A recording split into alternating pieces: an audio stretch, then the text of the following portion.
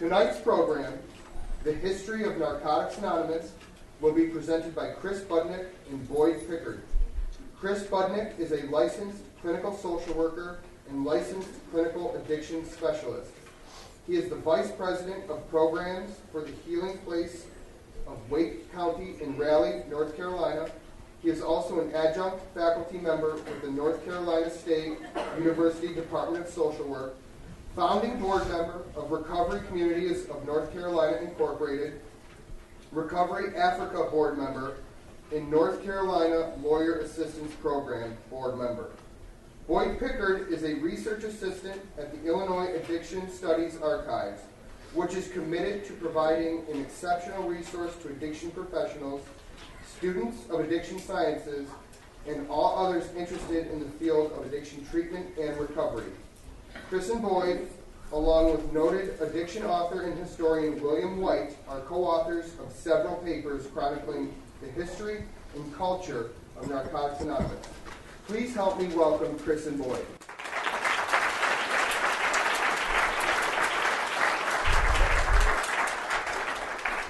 Wow, thank you. Can you guys hear me? Yeah? Well, my name is Boyd Pickard, and this is my friend. I'm Chris. And, we're just very grateful to be here. We're so honored to be able to do this. We thank Dawn Farms immensely for allowing us to come. And as you heard in the introduction there, in 2009, we began in earnest doing research for an article that we had the privilege of writing with a man named Bill White, and it's called Narcotics Anonymous, Its History and Its Culture. And if you're interested in it, all you got to do is just pretty much Google it, and it'll come up. It's on WilliamWhitePapers.com. It's on Bill's website. But the presentation that you're getting ready to see here is actually a byproduct of that research. This is, as you can see here, it says the early story, 1804 to 1962. Now, Narcotics Anonymous celebrates its beginning as July of 1953. So as you can tell by this, we're going to give you a little bit more of the backstory and a little bit more of pre-NA and what it was like for people that were addicted to substances besides alcohol and what options they had available to them in the 40s, 50s, and then even into the early 60s. So, like I say, we're very grateful to be here. Chris, do you have anything to add? Nope. It's a real pleasure and a thrill to be here. So, can you hear me okay? All right, great. This slide will be updated in a couple months when NA World Services has their World Service Conference and they get a new meeting count. But at their last meeting count, worldwide meeting count in 2014, they estimated that there were 63,000 weekly Narcotics Anonymous meetings around the world. And it wasn't always like that, so we kind of start with where things are today, and then we're going to back up and give you the story and the struggle. And to kind of set the context for addiction, we're going to explore three things. One is innovations to drugs. The second is innovations in drug administration. And the third, innovations in drug marketing. And so innovations to drugs occurred in the 19th century. There were isolation of specific alkaloids that enhanced the potency of different substances. So in 1804, morphine is isolated from opium.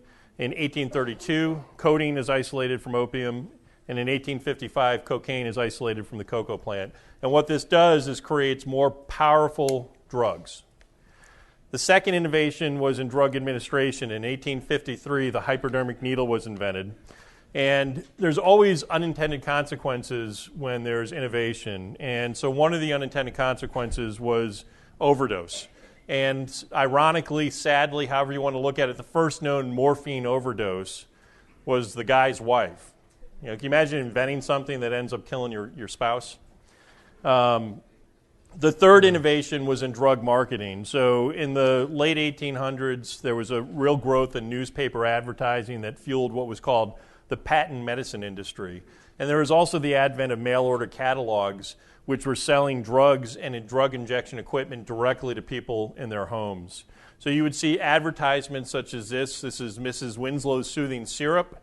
and it's targeted towards children. It's for children's teething. What it doesn't tell you is what's in it, and what the main ingredient was morphine.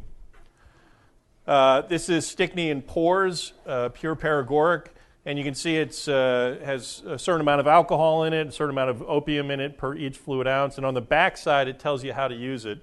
5 days old, 5 drops. 2 weeks old, 8 drops. 5 years old, 25 drops. Adults, a teaspoonful. Addicts, a bottle or 2. This is an advertisement from 1885 advertising cocaine, and it's for sale by all druggists, which was actually the drugstore, the pharmacy. You could go to the pharmacy and purchase cocaine. 1898, there's this kind of rise in addiction, and this problem is becoming apparent. So in 1898, Bayer releases a safe, non-addictive alternative to morphine. It goes by the name of heroin.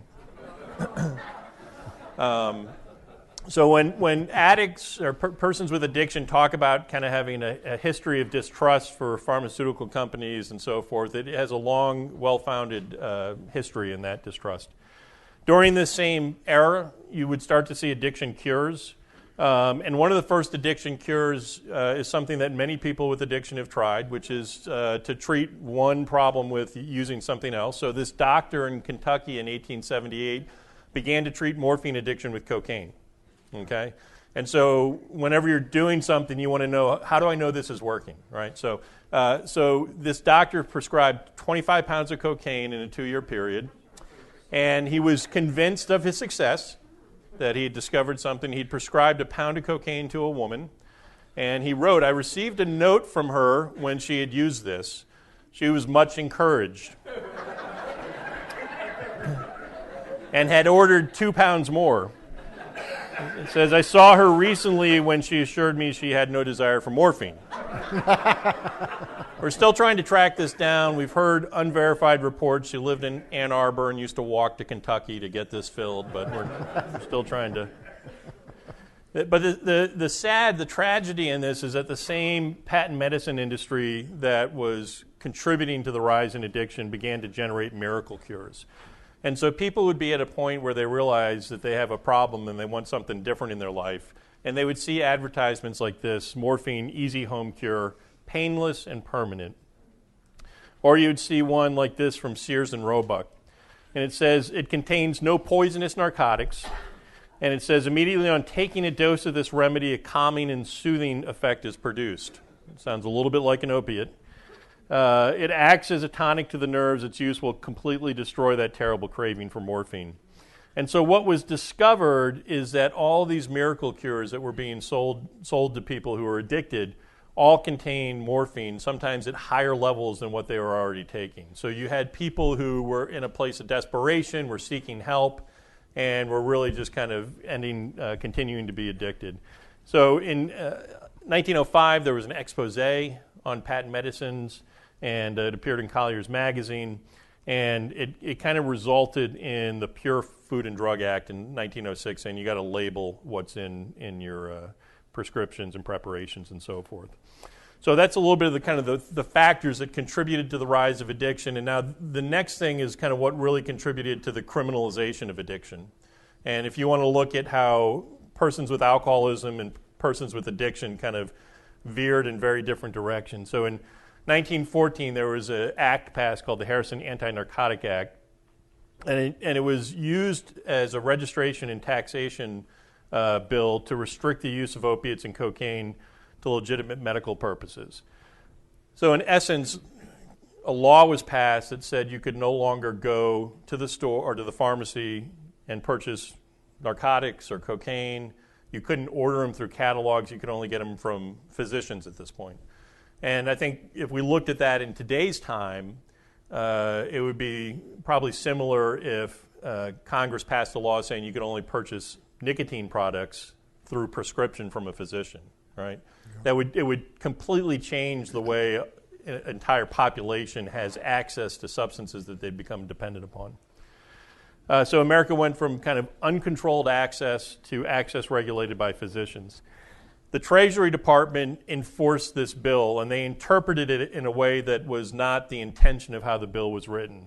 So it was originally designed as a revenue bill, the Treasury Department starts dictating to physicians how they can prescribe. And they tell physicians that they can no longer maintain an addict on opiates. They have to taper them off.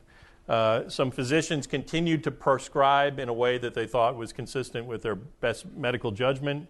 But in 1919, a Supreme Court ruling ruled in favor of kind of the Treasury Department. And as a result, it really became against the law for physicians to maintain anyone on morphine or another opiate.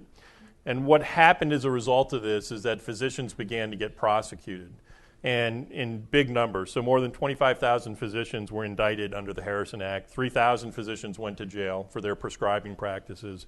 20,000 paid substantial fines.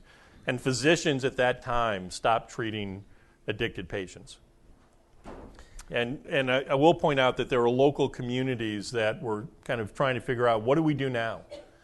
And so some local communities, like in New York City, set up morphine clinics. And this is decades before methadone maintenance clinics. But they set up morphine clinics where persons who were addicted could go and get a daily dose of morphine. So this is the Worth Street Morphine Clinic in New York City.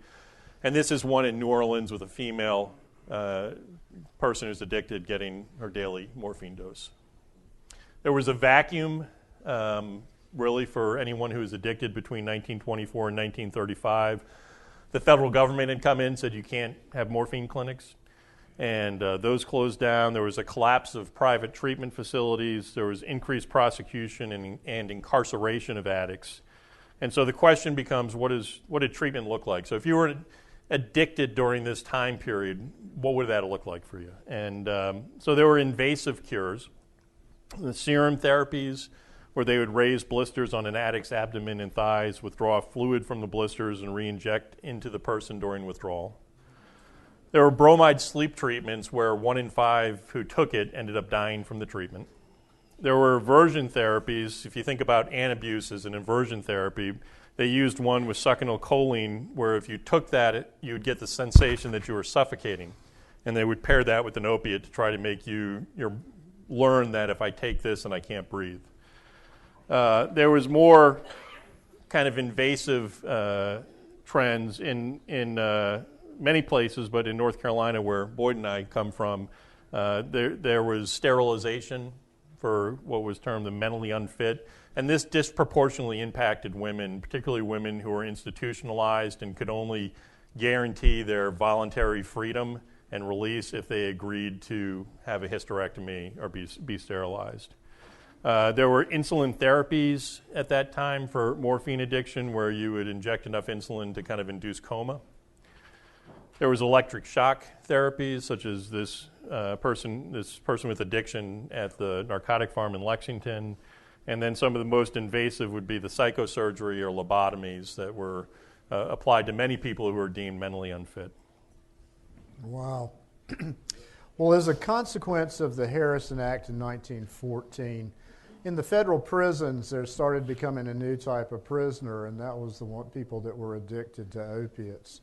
And the wardens just really did not know how to handle this new population of criminals. They really were kind of at a loss with it. And so some very powerful wardens lobbied Congress, and obviously Congress thought it was a good thought, because in 1929 they passed a law for the creation of what they called a U.S. public health narcotics farm, one in Lexington, Kentucky, and then one also in Fort Worth. And in 1935, the U.S. Public Health Hospital in Lexington opened up.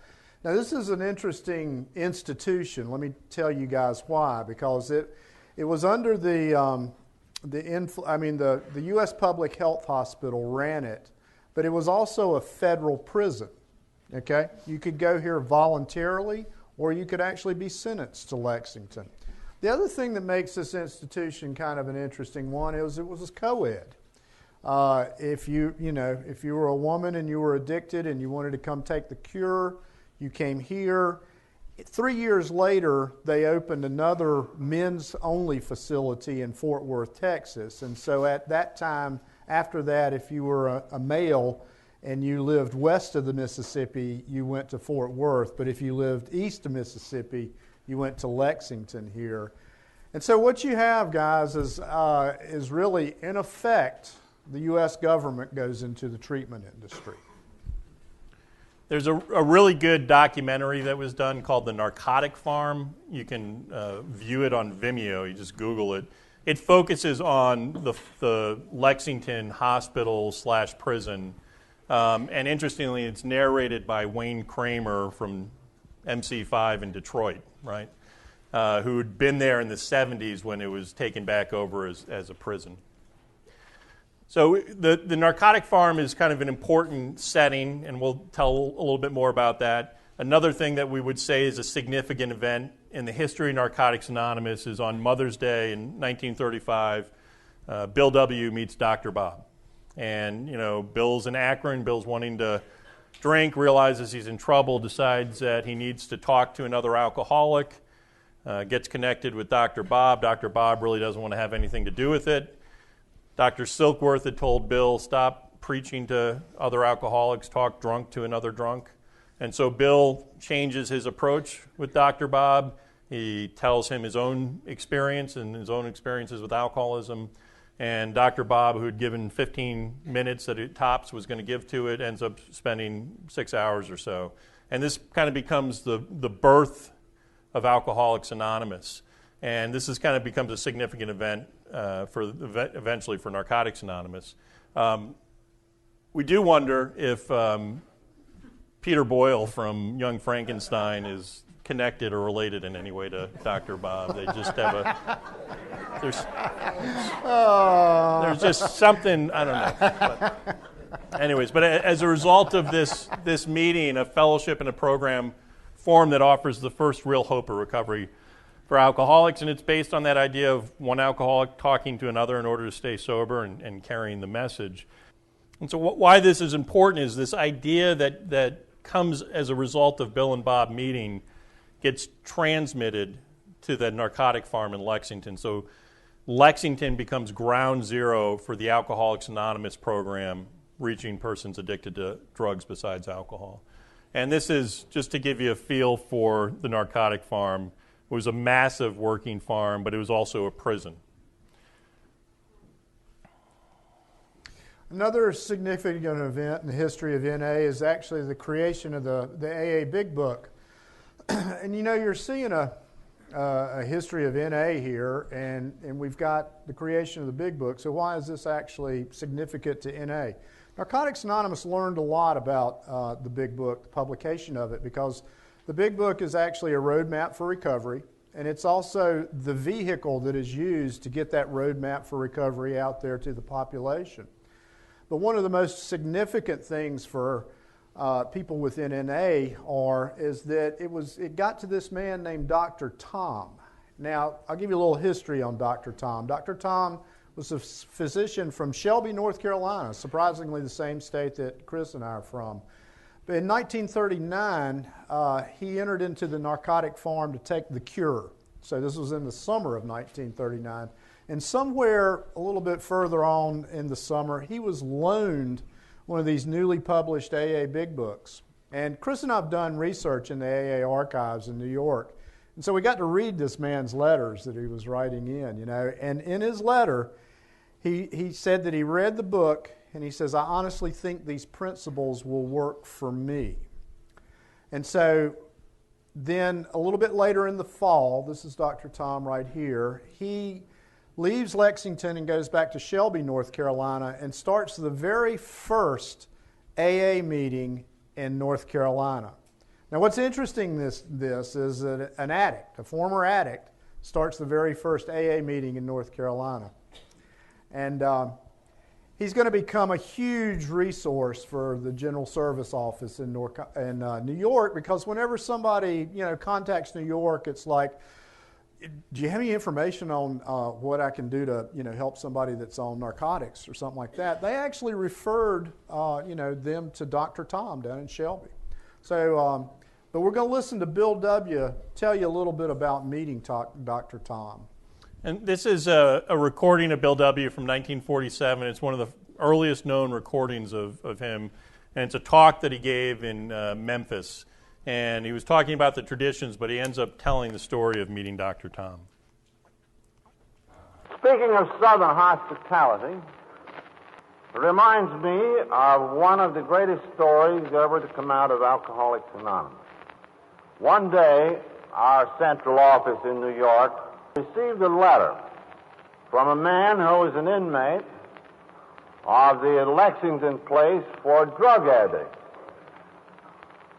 And he went on to tell us in the letter how he had been a physician, had got onto alcohol, and then onto morphine. And that while there in the asylum, someone had written him about AA, and he had been reading this AA book of ours. And he said, of course, I used to be an alcoholic, but now I'm an addict of some 12 years standing. But I do see hope for me in this philosophy of yours. And when I get out of here, I'm certainly going to try it. Well, subsequently, our office struck up a correspondence with him. Little by little, he began to describe the formation of an AA group in Shelby. And he turned out to be a delightful, soft-spoken little man who I shall call Dr. Tom. I found that Tom was rather reluctant to talk about what he had done in Shelby. So there wasn't much AA shop talk at the table, practically unheard of elsewhere. And I wondered myself if dope had a humbling effect. If so, I think that some of us alcoholics should have taken more of it. But the crux of my story turned around what happened the following morning. Somebody called up from the lobby and said, "Do you mind, Bill? I'd like to drop up and tell you a few things about Dr. Tom." Do you realize that when that man came back here to this little town, can you possibly comprehend what the stigma was upon him? The stigma of both alcohol and morphine. People were so afraid that they hardly spoke to him on the street. And he said, I am sorry to say that even the drunks of Shelby were snobbish, saying that they weren't going to be sobered up by no damn drug addict. Well, little by little he started to work, and little by little he began to succeed. Tom now has been made the head of our local hospital. He probably has the largest medical practice in this county today. All of this accomplished in 3 years from a start way behind the line. And we have a yearly custom in this town in which all of its citizens take a vote on which one of them has been the most useful individual to the community in the year past. And last spring, Dr. Tom was almost unanimously nominated as the most useful citizen of the town of Shelby.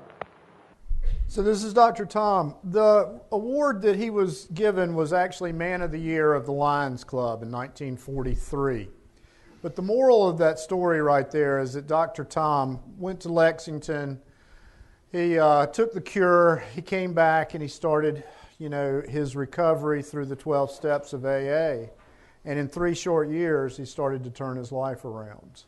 Eventually, his practice came on to blossom, and he was actually the head of the hospital in that area.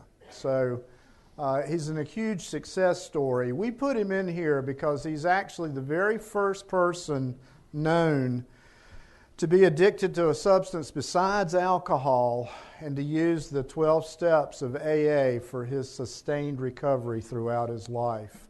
And I usually like to say that's pretty important for folks that are in Narcotics Anonymous, because he taught everybody that it wasn't just alcohol that you could use these steps to recover from, So I think we ought to give a big clap for Dr. Tom.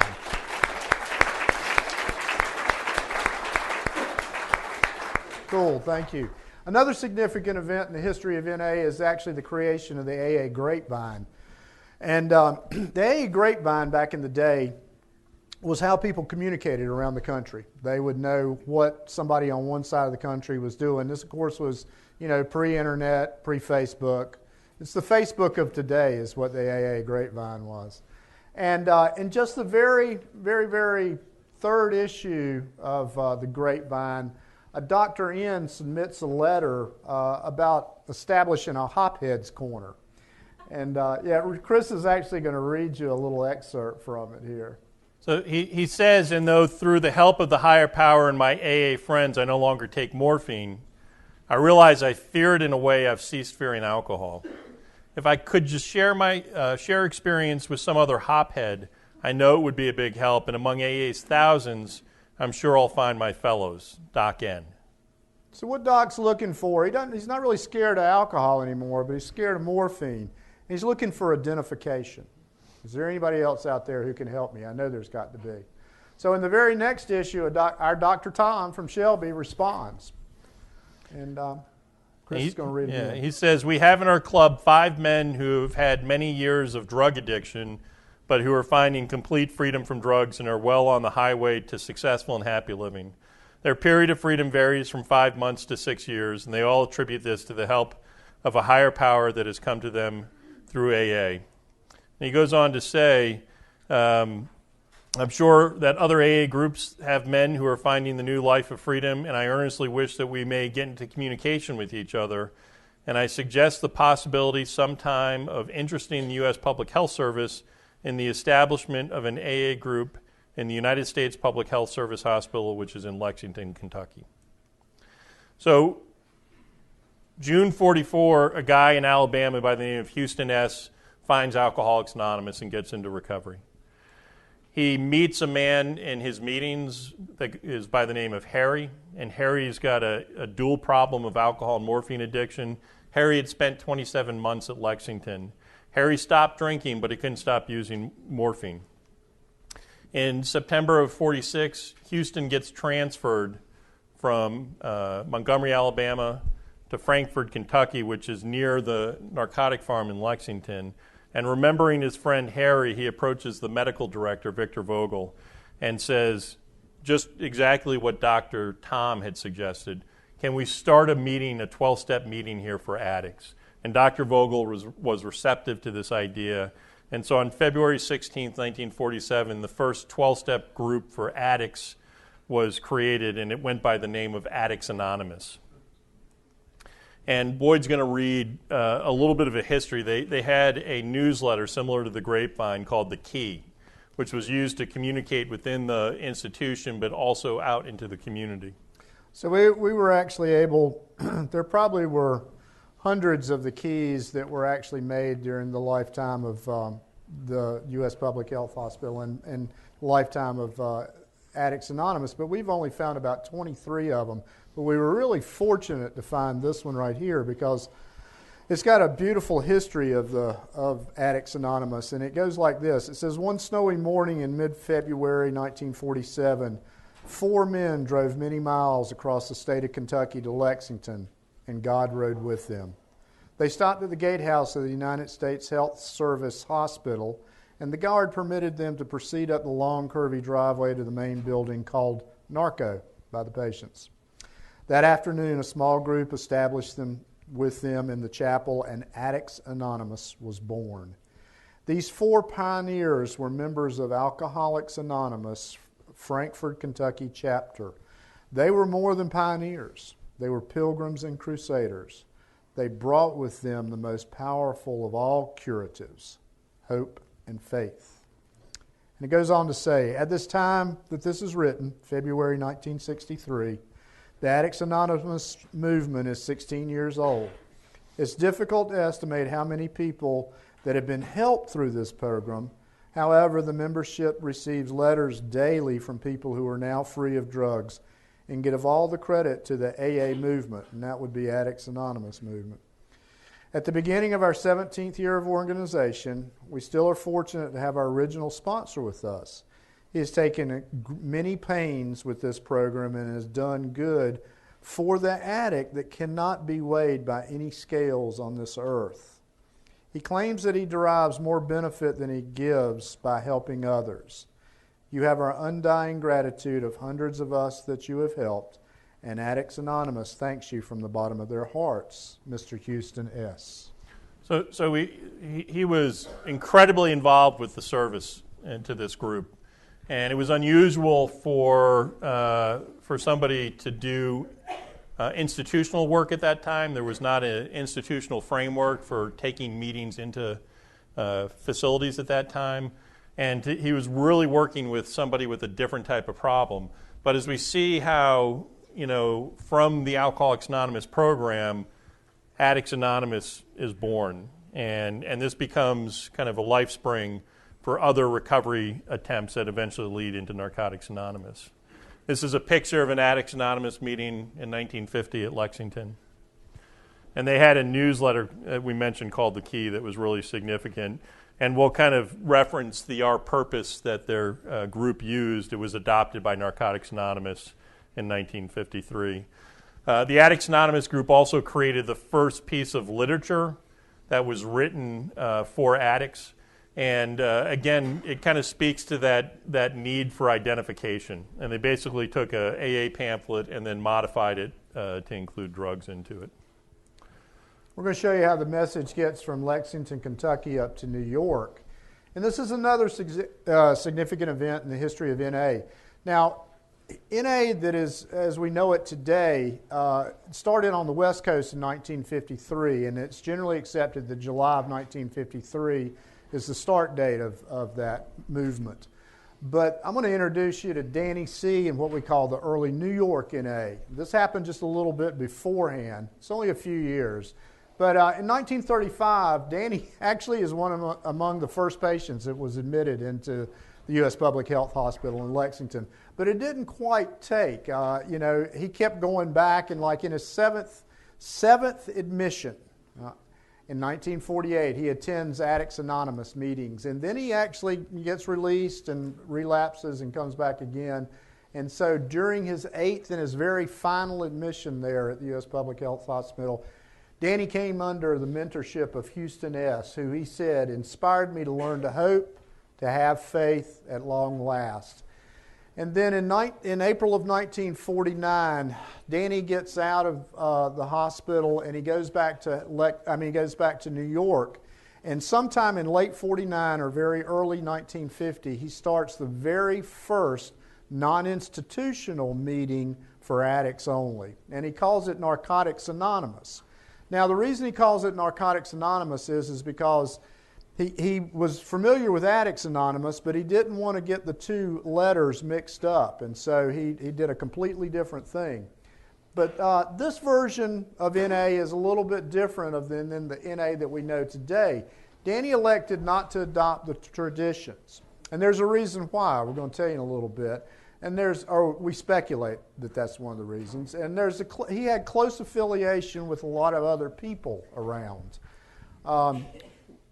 He actually promoted. Here again, the Roadmap for Recovery was a pamphlet called Our Way of Life, and that was the vehicle he used to promote Narcotics Anonymous. Danny worked with this thing called the National Advisory Council on Narcotics. We'll tell you a little bit about that more in a minute. He worked very closely with the Salvation Army. And then a little bit later on, after his passing, the person who succeeded him worked with Father Dan Egan. The vehicle they used was like a version of Our Way of Life. But here's the uncredited part of Danny's contribution to our movement is that this man created huge amounts of media coverage. I mean, it's amazing when Chris and I go doing the research about the amount of ink that was on this right here. He was out of New York. New York was the publishing headquarters of the world at that time. But here's the reason. Even though he broke his anonymity, folks, he didn't adopt the traditions. his contribution is that he put out there in the consciousness of the United States that there was now hope for the people that were addicted to substances besides alcohol, because here was something starting up that was like AA. So, that contribution is really uncredited, and Chris and I think is huge. So, tell you a little bit about how he transmitted the idea that addicts could recover. It was through NACON right here. And some of the notable members were Marty M. Does anybody know who Marty M. is? She's a very pioneer woman in AA. Dr. Marie Newswinder. Does anybody know who that might be? Well, a little bit later on, her and her husband actually became advocates of methadone treatment in New York City to help the heroin problem that was happening in the mid-'60s. Major Dorothy Berry, who was of the Salvation Army, and Burton Lindheim, who was actually an editor or a reporter at the time at the New York News, or New York, one of the major newspapers in New York City. He became an editor later on. But as you can see, these were very much advocates of what Danny was trying to do. And he aligned themselves there because of a clip that we're going to let you know about here, right here. And so the context for this is to think about, you get inspired when you're in Lexington that here's a solution to my problem. I'm going to come out here into the community and try to extend that solution from the institution into the community. And this is what he runs into.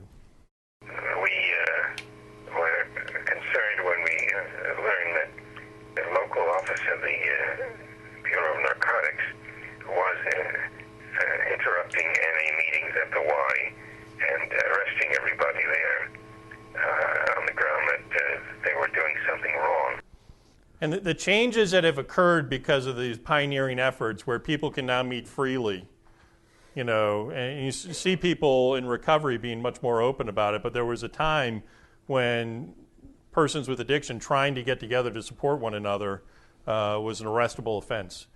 And that could have been so discouraging, right? You get out and you're like, I found something I think is going to work. Hey guys, why don't you come try this with me? Oh, I'm sorry, we all got arrested. They ended up having a lot of trouble keeping meeting space, and for a period of time they ended up holding their meetings on the Staten Island Ferry, right? So it speaks to kind of this dedication to make sure that this solution was available. And the shift that happened over time was one where society as a whole began to see that there was hope for recovery for people with addiction. And, if you read stuff in the 50s, if you read Senate subcommittee testimony and so forth, they were actually talking about creating islands where you could quarantine addicts at the time. So this was a big shift to get society thinking that recovery was a possibility. When Chris and I learned about this piece of information, which was probably a couple of years ago, it all became kind of clear to us about why Danny wanted to align himself with some people that were pretty much advocates of Narcotics Anonymous. And I'm going to tell you some of the supporters right now. One of them is here, Major, and then later on Brigadier Dorothy Berry of the Salvation Army. Danny and her clicked when Danny first came around. And she actually found meeting spaces for Danny. One of the other things that did happen is it was very interesting about, there's a story about a police captain actually calling Dorothy Berry and said, what are you doing trying to help these addicts? And Dorothy was, you leave that boy alone, he's doing really good. And so she was one of his supporters until the day he died, actually. So here's another supporter right here, is Father Dan Eakin, and he's actually, he didn't come on board until after Danny passed away, but he's often referred to as the junkie priest and the chaplain of Narcotics Anonymous. He did a lot of good. One of the ways that Danny transmitted that idea that we were talking about, that people could recover through the 12 steps of, a modified version of the 12 steps of AA, is right here, is through the Way of Life pamphlet. And here are the 12 steps that he used. He said, we admitted we were powerless over drugs, that our lives had become unmanageable. So here we're seeing that in 1949, February of 51, because we know it was published by then, we're actually looking at it being powerless over a substance. So, and as I've spoke before about the media coverage, we're going to give you a small little snippet right here of just the media coverage that happened. In the Times in June of 1950, it talks about, a group here of addicts helping each other. It talks about their 1-year anniversary in April of 51. And then the big one right here where it goes nationwide, Time Magazine of May 7th in 1951. And it's my opinion that this is right. This particular article is pretty much when the nation knew, okay, now we've got some hope here. In August of 1954 in the Saturday Evening Post, a man named Jerome Ellison wrote a wonderful article about these drug addicts who cure one another. And here's some pictures. Danny's back there with his head like this, as you can see. And so Chris has got a little story he tells about when we started this thing. Danny was holding his head up very high, but we've done it so many times. He's kind of like, "Oh my goodness, can we please get over to this?"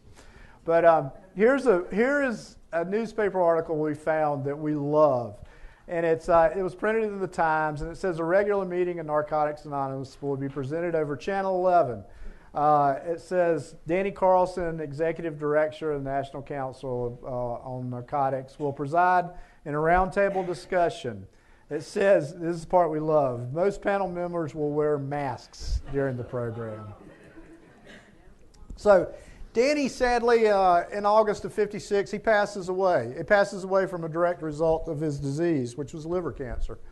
And what's amazing about this is the reach that this man had. We have found newspaper articles of his passing in the New York Times, the London Times, European Stars and Stripes, Pacific Stars and Stripes, and then in a little newspaper in Oklahoma, and another little newspaper in Mississippi. So this man had the publishing empire had a far reach anyway. So here's a headstone of Danny's passing right here. And should I go into this story? Yeah, so just folks who were interested in this history went to see where he was buried. They knew that he was buried by the Salvation Army, and they discovered that he didn't have a headstone. And so the collection was taken up, and 12 people in recovery contributed to it. And 55 years to the day after Danny's passing, he ended up getting a marker for his grave, and it just lists that he was founded Narcotics Anonymous in New York City in 1949, and it was, I thought, a nice tribute to the contributions that he had made. You mentioned that at one point it was illegal for NA people to get together. What was the basis? What was the rationale for making it illegal for them to get together? Yeah, so there were different laws. There were addict loitering laws, where if known addicts were together, it was against the law for them to be together. There was what was the state's rationale for making it illegal? What was the basis? In the 1950s, narcotics were looked at as a contagion, and in a lot of ways, and there was a lot of effort to protect young white teenagers from becoming exposed to and possibly catching addiction from folks. So following Danny's passing, a woman by the name of Raelle takes over the leadership of NA. A little history is she had a 19-year history with addiction, spent 5 years in prison, sought treatment in Lexington. She met Danny while she was at the Women's House of Detention in New York City. Danny used to take a Sunday evening meeting into the Women's House. And here's a newspaper article about Ray actually picking up 9 years. And there's some interesting people that are attending. There's Dorothy Berry, the Salvation Army, Anna Koss, who was with the head of the Department of Corrections in New York City, and Barney Ross, who was a world champion boxer who had become addicted and ended up at Lexington. So this clip kind of underscores a very kind of interesting double-edged sword. On one hand, it was incredibly powerful for people to see that here's somebody with 9 years of recovery from heroin addiction. On the other hand, what we saw with this version of NA is that there was a lack of adherence to the traditions, and we see what happens as a result of that. So Raelle is the first known Hispanic woman to play a central role in a mutual aid recovery society. She later got hired in '63 at the office of the Narcotics coordinator in New York City, and that was actually, they gave an overview of pretty much what all services were available in New York to the addict at the time. So she got pretty much a bird's eye view of how other services were helping addicts. We see her name on quite a few documents as the Executive Secretary of Narcotics Anonymous. And but what Ray did, wonderful. She actually helped establish meetings in prisons through correspondence. And let me back up. This particular NA, if you read the book Miracles Happens, in that book it talks about this version of NA used the 13 steps.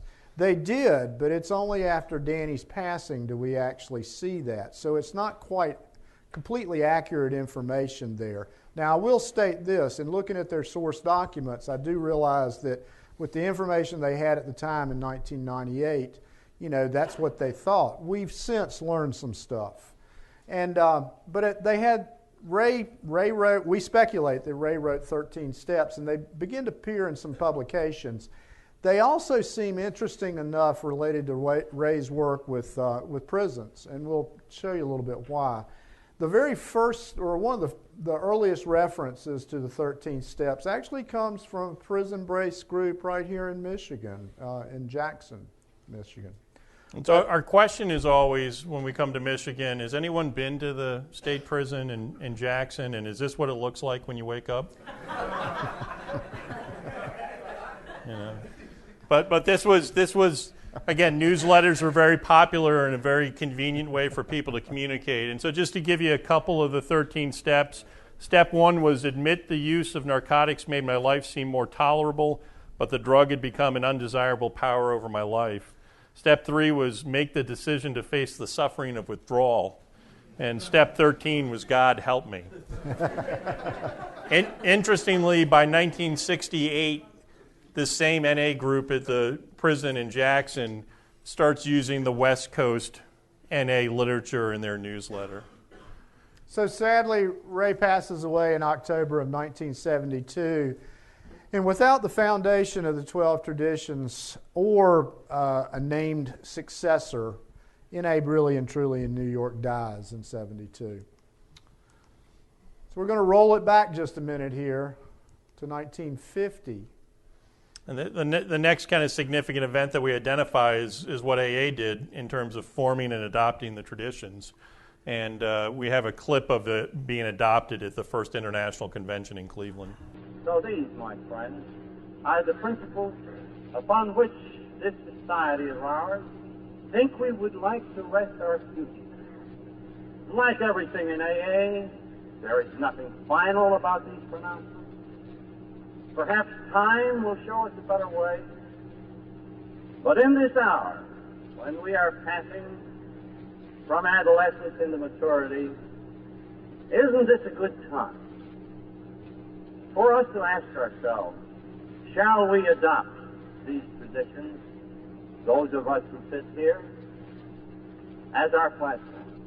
Not as an official act of this movement. This movement will never have or make an official act or pronouncement. But can't we express our sentiment about it? Alcoholics Anonymous, not by any virtue of ours certainly, but by force of circumstances, is a beautiful democracy, bordering almost on an anarchy. Then I suppose, by general acclamation, rather than any official act, we who are here in this hour of destiny may now be willing to rise and confirm the tradition of Alcoholics Anonymous.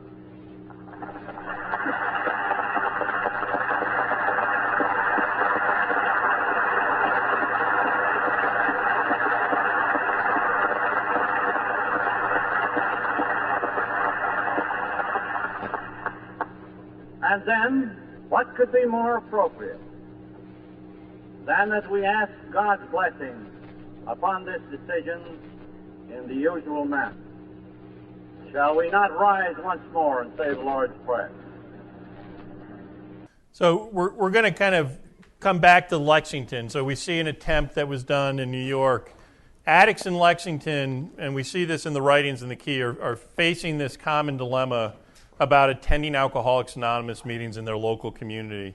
And they're struggling with, they say, do we hide our addiction when we go to Alcoholics Anonymous in the community but risk our recovery due to dishonesty?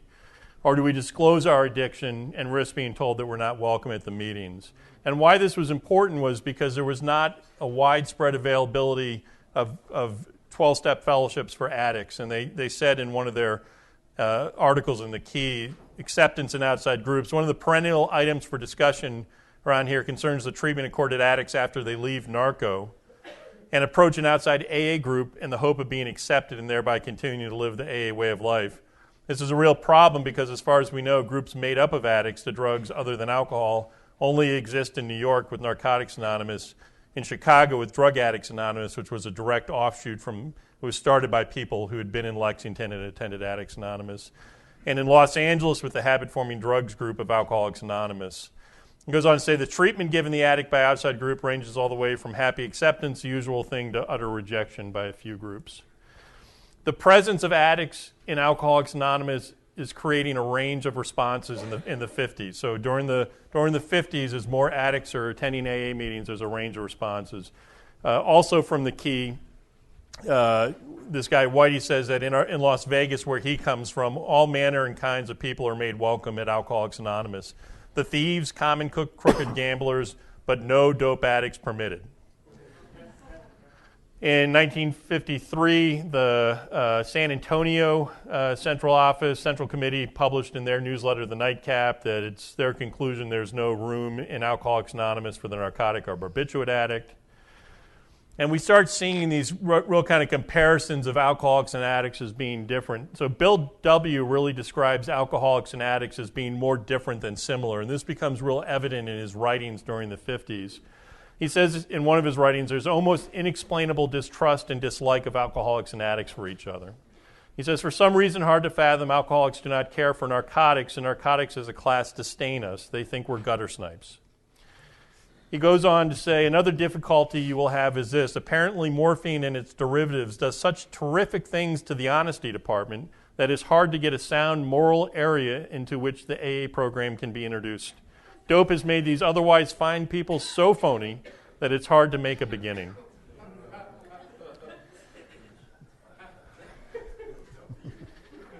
He says, I guess I've told you I've noticed in many alcoholics a marked aversion for dope addicts and vice versa. And he goes on to say that they see themselves as mutually exclusive and snobbish. Bill's not the only person to see differences between alcoholics and addicts. In the same office in New York, there's a secretary named Bobby B., and her correspondence is very different. She describes alcoholics and addicts as being more similar than different. She says, who are we to criticize others who may have used something else? We are much the same underneath it all. Are we really so different?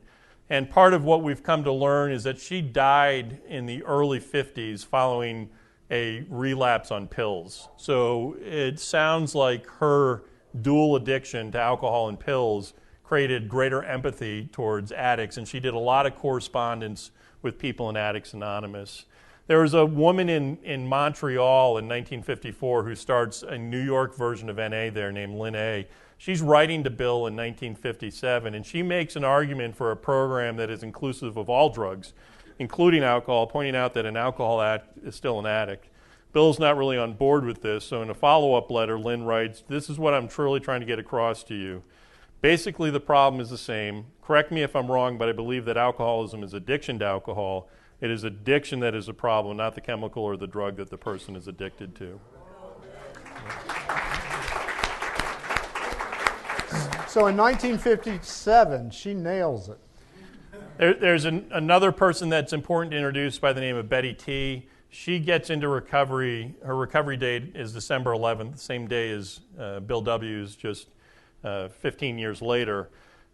She had a history of alcohol and drug addiction. She went to the narcotic farm in Lexington left there in 1950 and goes back to Los Angeles. She becomes really active in Alcoholics Anonymous. And one of the things that's happening in the 50s is, where should the addict go to recover? And so her solution and her belief is that the addict needs to come into Alcoholics Anonymous, whereas Danny C. is really saying addicts need to have their own groups. And she starts a special closed meeting at her home for AA members who had the dual problem of alcohol and other drug addiction. She writes to Bill. She's aware of Danny C. in New York. She doesn't support what he's doing. After a period of time, this is creating tension for Bill W. People are complaining about this. And you start seeing by 1957, the correspondence with Betty T. is getting pretty tense. Bill is critical of Betty recommending that drug addicts attend AA meetings. He says, personally, I'd feel glad that drug addicts seem free to go to open AA meetings, but I doubt it would be wise to encourage them to think they can actually become Alcoholics Anonymous members. In some spots, we've even had violent opposition to drug addicts attending AA open meetings. And so what Bill ends up saying is that he's going to kind of make a stand on this issue. And in February of 1958, in that issue of the Grapevine, he publishes the article, Problems Other Than Alcohol, What Can Be Done About Them. You can still find the pamphlet on meeting tables. And Bill concludes that we must accept the fact that no non-alcoholic, whatever his affliction, can be converted into an alcoholic AA member. And so what Bill's doing at that point is really creating that singleness of purpose to make sure that AA continues to exist for the person seeking recovery from alcoholism. And at the same time, this kind of draws a line that reinforces the need for persons not addicted to alcohol, addicted to something else, to get their own supports. So another significant event here is the beginnings of the NA as we know it today, is that February 7th, 1950, Jimmy K gets sober. Woohoo! Yeah. You guys have been really great. Y'all sat through an hour of this presentation so far. We've only got 30 more minutes left, so, we're on our home stretch, guys. Hold on. Anyway, back at the North Hollywood Clubhouse where Jimmy was very much a member, a lot of the folks there, they were aware that people were coming to that people that were addicted to, opiates mainly, were coming, and they really couldn't identify with the folks in AA, and so they'd sit around this picnic table in the back of the clubhouse, and they'd pontificate on what can we really do about this. And we're going to listen to Jimmy tell you a little bit about that right now. And just for kind of context, Jimmy is considered to be one of the founding members, if not the founder, of Narcotics Anonymous as it's known today. We started long before NA was a reality, even in name. We grew from a need. And we found, those of us who were members had come into AA and found that we could recover in AA. We found out that many addicts were still going down the road of degradation and death. And we thought it was right that we should try to do something. And so we know that Jimmy actually had contact with the Danny C. of New York, because in a 1984 interview, there's a man named Gene H. who was interviewing Jimmy K. And Jimmy was talking about how he had written Danny and gotten the letter back, but he couldn't find it anywhere. And Gene was saying, there's Dorothy down the road, blah, blah, blah. She's trying to get in touch with you because she has a letter to give you that she received from Danny. And interesting enough, I don't know how the history, God's work and everything, but we were able to come across this letter right here. And it predates the creation of NA on the West Coast. It was actually, Dorothy had to write Danny sometime during the fall of 51. And because Danny's writing back in January of 52. So we do know that there was contact established between New York and LA and the West Coast. And here we've got an early reference. Now, as you know, as I've spoke a couple of times here, we generally accept, or NA generally accepts, July of 1953 as their start date. But in 1952, in a book called The Narcotics Menace, which is they talk about a group meeting in Los Angeles, and it's actually for the creation of a hospital that members of Narcotics Anonymous and also of Addicts Anonymous show up. And this book was published in 1952, so it had to be written, sometime either during 52 or 51. So this gives us a little indication that something was going on before the official start date of July 53. And these old books are fascinating. You open them up and they have an actual picture of a narcotic menace. You guys want to see?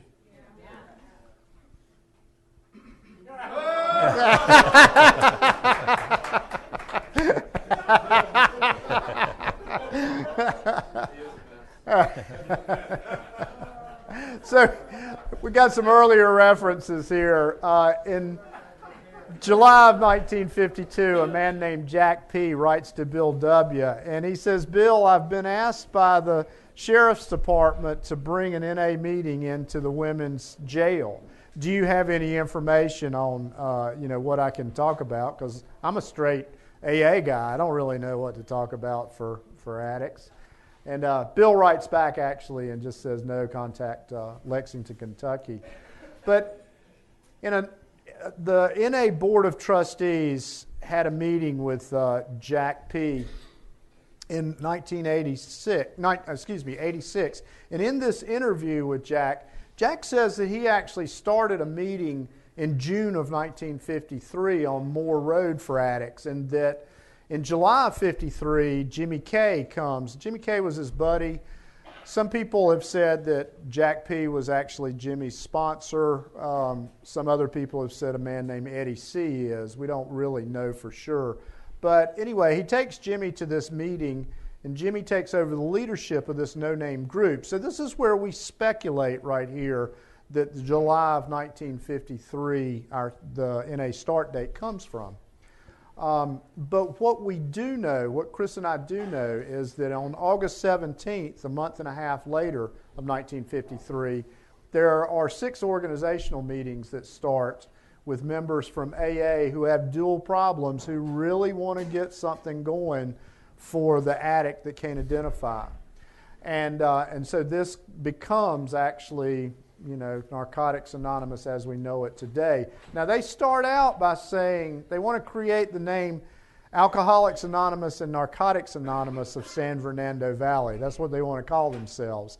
And the story goes that Jimmy says, I don't know that that's such a good idea.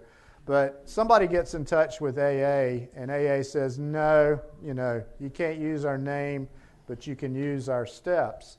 So here on September 14th, 1953, we see the actual very first written documentation of Narcotics Anonymous starting. And it says San Fernando Valley AANA is changed to Narcotics Anonymous.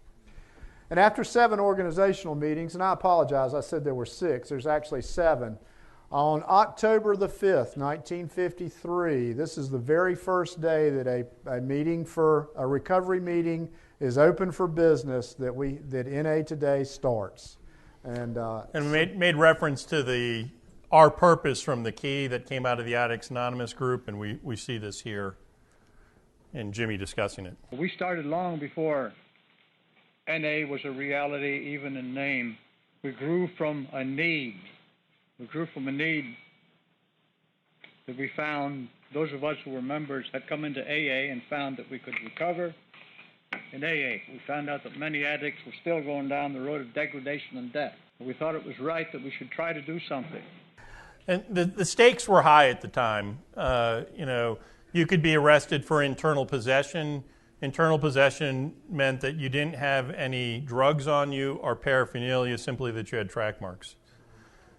You could be arrested for being with another known addict. So NA is taking root in very hostile soil, just as it was with Danny on the East Coast. However, Jimmy decided to do something different, which was to go directly to the police and try to talk with them. We know that there was police surveillance at early NA meetings.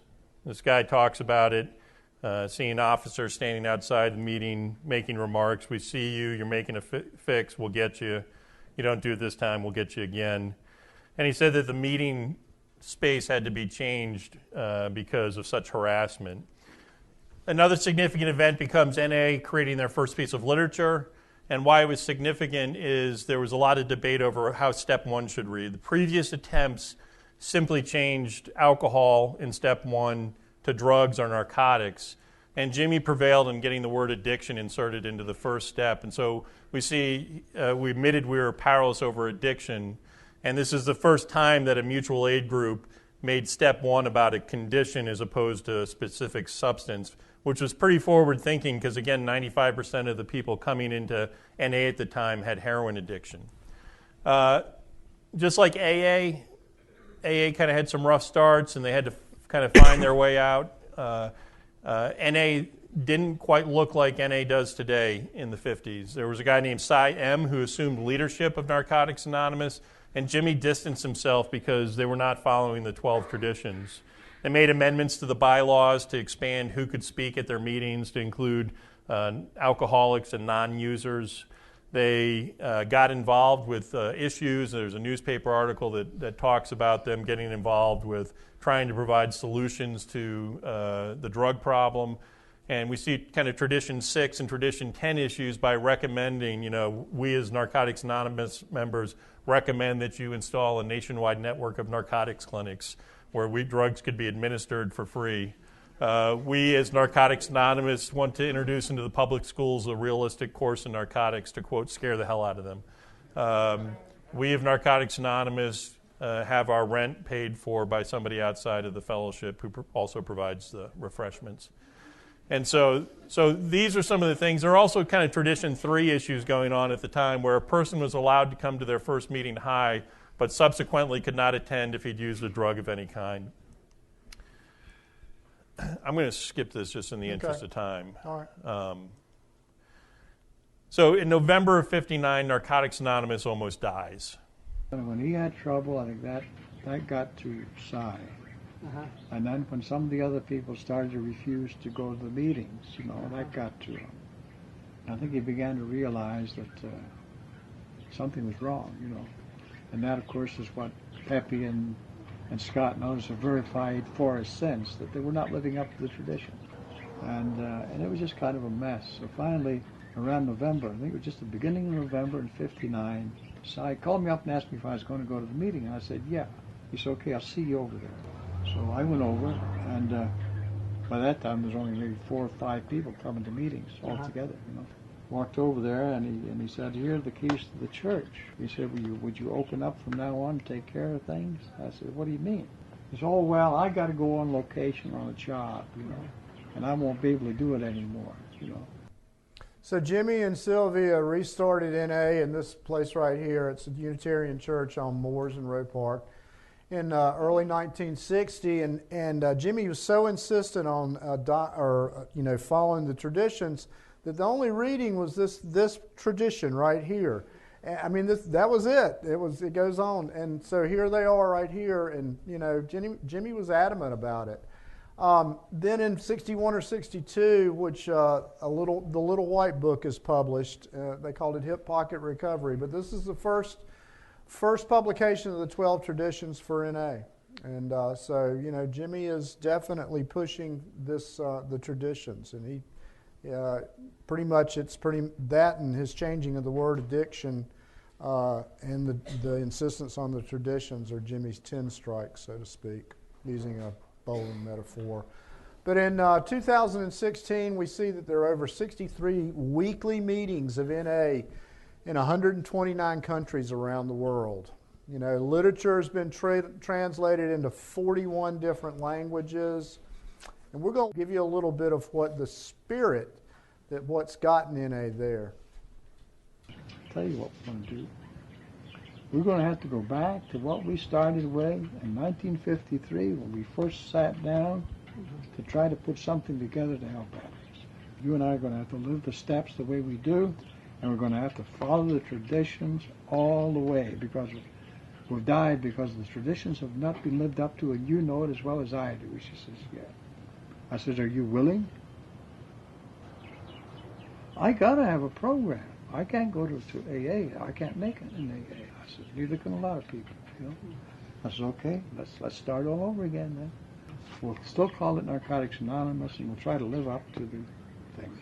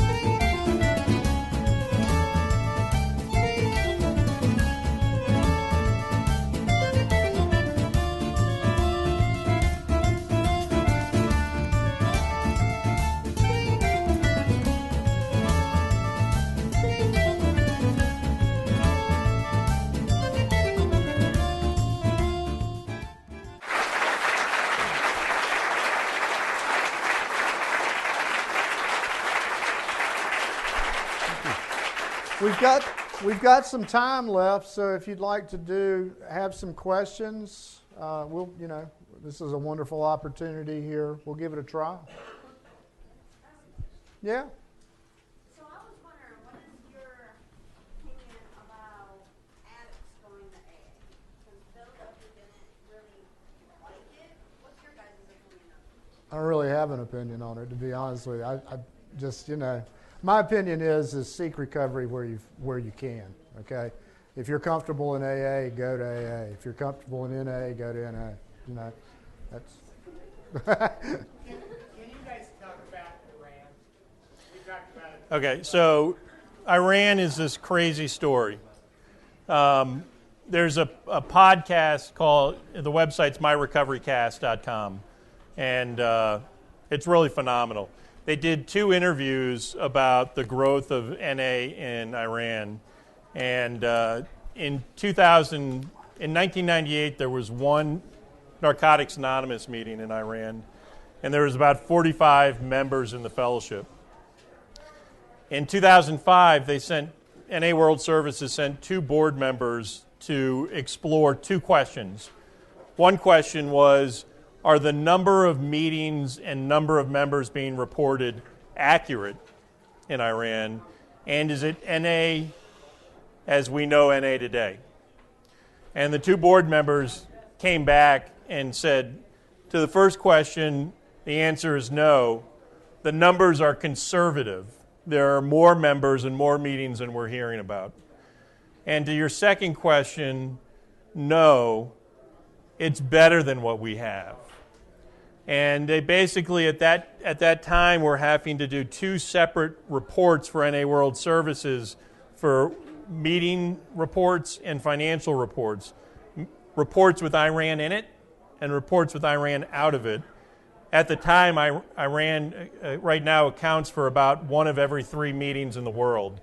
So of those 63,000 meetings, about 20,000 of them. Yeah, 20,000 of them are in Iran. Are in Iran. So yeah, one of the great stories that this guy Pete tells in the interview is he says he was from Sweden and he goes there. They leave Tehran and they go 2 hours south to another city, and he'd left his passport at the hotel.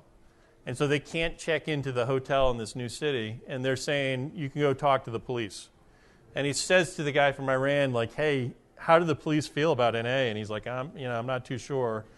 And so they go to talk to the police, and they're getting a really hard time. You guys got guns, and they're really questioning him and saying, you're too old to be this irresponsible. You need to keep your passport with you. You're not a kid. And what are you doing here anyways? And the guy finally says, I'm here with Narcotics Anonymous. And the cop goes, I'm a friend of Narcotics Anonymous. My brother in Narcotics Anonymous. Come, Yeah, here's a key to the city. And they take him to a couple. His first meeting is with the people who do service, and there's 350 people at this meeting. Then they go to a regular meeting, and there's 1,200 people at the regular meeting. And then they have a special meeting, and they're driving through town, and he says, what's going on? Is there a football match or something in town today? Everyone's out on the streets. And he says, no, they're coming to the meeting. It's like the whole town was going to the meeting. There was like 12,000 members at this meeting that he spoke at. And it's just really kind of incredible. So this guy, Ron and Dave, have this podcast on this website, myrecoverycast.com. And there's 2 interviews on Iran that are just absolutely fascinating. What's very interesting, let me just say one thing about this. They have a little bit different take on, their emphasis is not so much on clean time. It's on working the steps. And they have these big events where they just sit down and work steps. And they will have a celebration. This is so cool. They celebrate when somebody goes through the steps for the first time. Yeah, very nice. It really is. So instead of, it's been 1 year of recovery, here's the cake. This guy's completed, or this lady's completed the 12th step. They've worked all 12. We have a celebration. Yeah. So. It seems like their growth is much larger than ours here in the States. What can we do to learn from them? I think that's some of the. To grow this in our community. think that's some of the things that's being explored right now. That's something that one of the interviewers, Ron, was trying to get to. It's like, why has there been such good work there? Some of it came from a need for the PR work and the need to actually to work with the government. So, I mean, these guys have been really advocates of getting in there and being proactive with the government. And they told an interesting story. I told it to Jim and Jason today about how when they translated the green and gold, the how and why, NA's how and why, the government actually took the copyright. They said, no, we're going to take this, you guys sell it, we'll make the money. And they just fought for, a period of time, 3-6 months, whatever, and said, no, you can't do that, you can't do that. And the government ended up giving it back. Said, no, that's fine. You're right. You guys go do this, and we give you blessings, and There weren't a lot of treatment options. They talked about there being detox tents with 50 to 100 people withdrawing from heroin, and NA members coming down and sharing experience, strength, and hope, and then taking them to meetings. And they talked about meetings as being, 2 hours hanging out before the meeting, an hour of the meeting, and 2 hours after the meeting. And they talked about in the neighborhoods where there were kind of these gangs, that if 1 or 2 people got into recovery, the rest of the gang then got into recovery, which is just kind of mind-boggling. Some of it could be also is that there are very limited options in recovery in Iran. And now you have one that they see is working, and it's exploding. It really is. They talked about having, well, like Chris said, detox camps, and NA members would come in there and start sharing the message in those camps. So now, I'm not saying that AA doesn't have a presence in Iran, but it's not. As a matter of fact, I think in the interview they talked about, one of the guys talked about how he actually helped start an AA meeting there, but it just never has stuck so far. Excuse me. Criminalizing, like in the 80s. Yeah, sure. So so I think that's an excellent point. I mean, there's a lot of good books that talk about this, the new Jim Crow, that really examine, the disproportionate sentencing, particularly of persons of color, and the explosion of our prisons, the criminalizing of addiction. The difference is that there's not that fear for people in recovery, particularly people with addiction, to come and meet together in public to support one another in recovery. But, it's a very good point. Are there still, maybe geographic areas within our own country that are resistant to having NA around? Well, it seems as though the population centers, NA has grown a lot, but it's not necessarily spread into the rural areas as much. You can go up and down the eastern seaboard, and there's, NA meetings in the larger cities close to 24/7. But you go spread out 60 miles away from those population centers, and it's either non-existent or not as much, and so.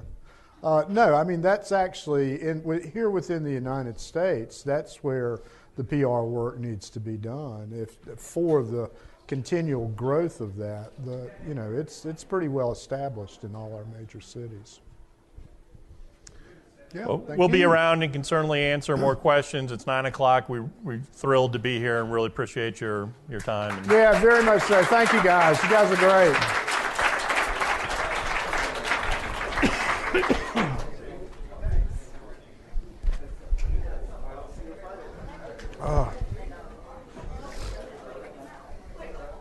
It was great.